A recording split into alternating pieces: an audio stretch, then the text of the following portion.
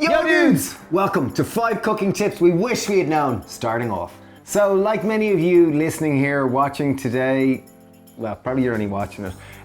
We were once amateur chefs, didn't know how to really cook anything. A friend used to call us serial killers because we used to eat so much breakfast cereals. Yeah, so that's how little we knew about cooking. Yeah, cooking wasn't on our radar at all. It was food was fuel to be eaten to give you energy to run and chase balls. However, once we started our own cafe, we trained under our head chef, Dorian Palmer, and have had over 15 years cooking experience. So we want to share 5 basic eureka moments that we've had in the kitchen that will really help your culinary journey massively. We're going to illustrate these 5 skills by cooking a recipe from our new book, just to show you how simple these are.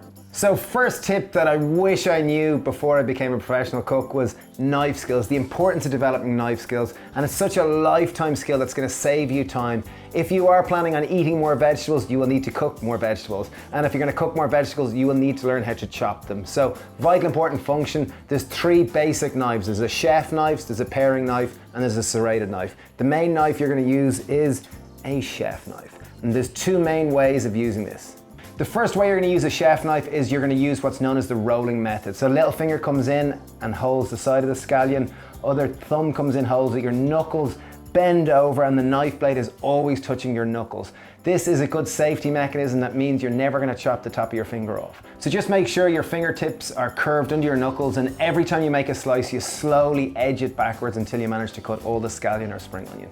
It's such a beautiful process. It's something really worth perfecting because as you get really good, it's really satisfying. Second way you can use a chef knife is known as slicing. So what we're doing here is important technique is that your wrist is loose, same guard hand, and we're just slicing up and down. Beautiful thing about this is that you can really slice things very quickly and you can do them nice and fine. Works great with cucumber, courgette, also if it's very sharp, works well with other nightshades. This technique will take a bit of practice, but it's well worth doing and kind of fun to do really.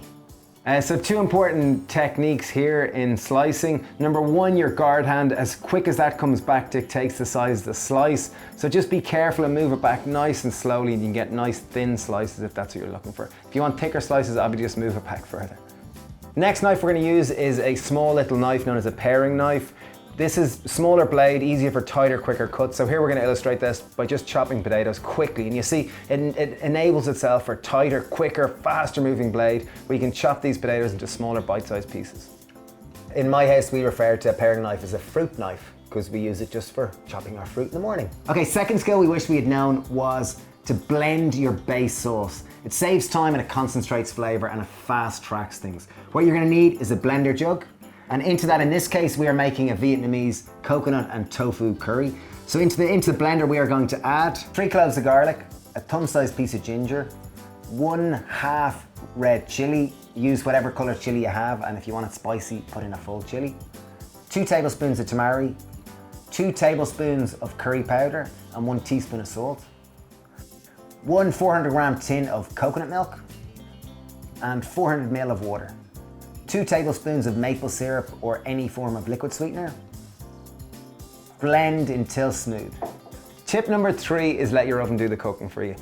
I was always kind of afraid to use an oven and just always thought frying was the main way, or charring or grilling or something like this. But the oven, like the beautiful thing about an oven is that when you're using a convection oven with a little bit of a fan in it, what happens is the heat is coming from all sides. So you tend to, if it's a root vegetable, typically it sweetens more, it releases the sugars, it caramelizes more. And when you cook the tofu, as we are here today, what happens is the sauce soaks in, it permeates, allows all the bits to imbue and come together to form a beautiful base of your sauce. A beautiful cacophony of flavors.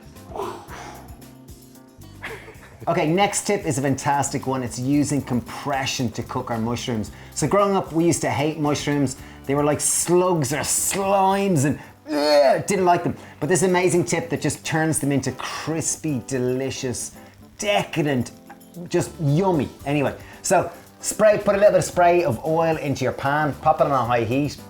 We are adding oyster mushrooms here. We're using our hands just to break them up roughly. They don't need to be fine.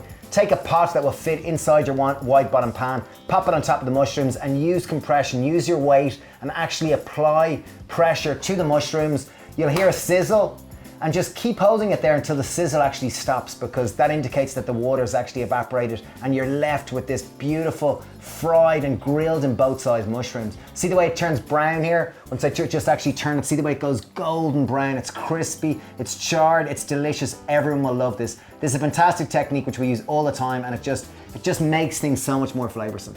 Point number 4, and I'd like to dedicate this one to my twin brother Dave, who would one day like to bathe in this magic black sauce. So, point number 4 is to use aged ingredients to speed up your cooking process. Use ingredients that have taken a huge amount of time to concentrate, to distill their flavors, such as tamari, miso, umeboshi plum, other fermented foods that just bring another depth of flavor, aka umami. Yeah! Okay, so with our tamari, we're gonna pop it in on top of our mushroom. What is tamari, Steve? Tamari is a wheat-free soy sauce that's a byproduct of the miso industry. That is magnificent and delicious, and Dave one day hopes to bathe in it. It's been aged in oak barrels. And if anyone watching there owns a miso or a tamari factory, please invite us one day. We will happily bring our togs, our goggles, and our swimming hats, and we will wash beforehand. Okay, final point, we're gonna layer on more flavor. So simply we're gonna start with 1 lime, chop it in half and squeeze in some lime juice. What this is gonna bring is some acidity and some vibrancy. So it's gonna cut through the coconut milk and just kind of add a greater array of flavor to it. Now we're gonna make another flavor bomb, which we're gonna put on the top. I have some toasted sesame seeds, pop them in the pestle and mortar with a generous pinch of salt and grind them up into a nice little powder. We're gonna sprinkle that over the top, and what that does add, again, another bite of texture and just a flavor bomb, this salty sesame note. And final bit to finish with, we've got a handful of spinach which I'm going to stir through it, along with some fresh herbs which are just going to elevate the high notes of the dish. So just rip them up with your hand and add them in. Stir nicely, and finally garnish again with a little bit of the gamasio, and there we go, dish ready to go. Easy tofu and sweet potato Vietnamese curry. There you have it, 5 cooking tips we wish we had known, and just to see how applicable they are to just about every dish you use. We use these every day, they're fantastic and essential. Let us know down below which one is more important, and if there's any tips that we forgot that you have found have really added value to you in your cooking journey. So this Vietnamese coconut and tofu and sweet potato curry, fantastic. There's a link down below to the written recipe. It is a recipe from our new book, so please, if you can pre-order our new book, it really helps us massively. Yeah, it's 26% off at the moment to be pre-ordered. It comes out December the 10th, and yeah, thanks a million for watching. Wow, those mushrooms are so grizzly. Thank you for watching, thank you for subscribing, and thank you for watching this far. Cheers. Lots of love, bye.